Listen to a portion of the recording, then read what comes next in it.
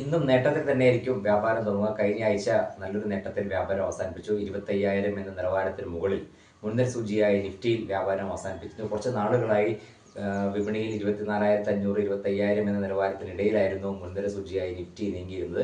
അത് മറികടന്ന് 25,000 മുകളിൽ ഒരു സാങ്കേതികമായി ഒരു മികച്ച നിലവാരത്തിലേക്ക് നീങ്ങാനുള്ള ഒരു സാധ്യത കുറിച്ചുകൊണ്ട് തന്നെയാണ് കഴിഞ്ഞ ആഴ്ച വ്യാപാരം അവസാനിപ്പിച്ചത്.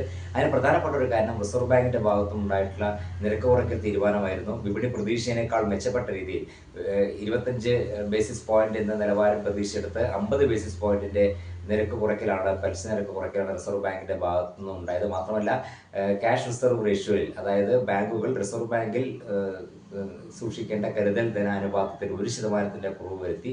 ഇത് വളരെ വലിയ ഒരു തുക ബാങ്കുകളിലേക്ക് എത്താനുള്ള ഒരു സാധ്യത ഉണ്ടാക്കുകയായിരുന്നു. അതുകൊണ്ട് തന്നെ ഇപ്പോൾ ജനുവരി മുതലുള്ള ഒരു നിരക്ക് കുറയ്ക്കലിന് ശേഷമുള്ള ഒരു സാധ്യത നോക്കുകയാണെങ്കിൽ ഏതാണ്ട് 9 ലക്ഷം കോടിയോളം രൂപ വിപണിയിലേക്ക് എത്തുന്നതിനുള്ള ഒരു ലിക്വിഡിറ്റി, പണലഭ്യത ഉറപ്പുവരുത്തുന്നതിന് റിസർവ് ബാങ്കിന്റെ ഭാഗത്തു നിന്നുള്ള ഈ തീരുമാനം സഹായമായി. ഇത് ബാങ്കിങ് മേഖലയിൽ ഉണ്ടായിട്ടുള്ള ഒരു ഉണർവും മൊത്തത്തിൽ മറ്റ് മേഖലകളിൽ ഉണ്ടായിട്ടുള്ള ഒരു ഉണർവുമാണ് കഴിഞ്ഞ ഒരാഴ്ച വിപണിയെ ഈ നിലവാരത്തിലെത്തിക്കാൻ സഹായിച്ചത്. മാത്രമല്ല വിദേശ നിക്ഷേപ സ്ഥാപനങ്ങൾ ഏതാനും ദിവസങ്ങളിൽ അറ്റ വിൽപ്പനയിലായിരുന്നെങ്കിൽ കൂടി അവസാനമായപ്പോഴേക്കും വിദേശ നിക്ഷേപ സ്ഥാപനങ്ങളുടെ ഭാഗത്തുനിന്നുണ്ടായ അനുകൂലമായ തീരുമാനം, ഒപ്പം തന്നെ ചെറുകിട നിക്ഷേപകർ എല്ലാവരും വിപണിയിൽ അനുകൂലമായി ഇടപെട്ടതിൻ്റെ ഒരു സാധ്യതയായിരുന്നു വിപണിയിൽ ഉണ്ടായിരുന്ന മുന്നേറ്റത്തിൽ പ്രധാനപ്പെട്ട ഒരു കാരണം. ഒട്ടുമിക്ക മേഖല കേന്ദ്രീകരിച്ചുകൊണ്ടുള്ള അനുകൂല നീക്കം ഉണ്ടായിരുന്നു. മാത്രമല്ല ചെറുകിട മധ്യനിര ഓഹരികളിൽ ഉണ്ടായിട്ടുള്ള ഒരു നിക്ഷേപ താല്പര്യമാണ് ഏറെ പ്രധാനപ്പെട്ടത്.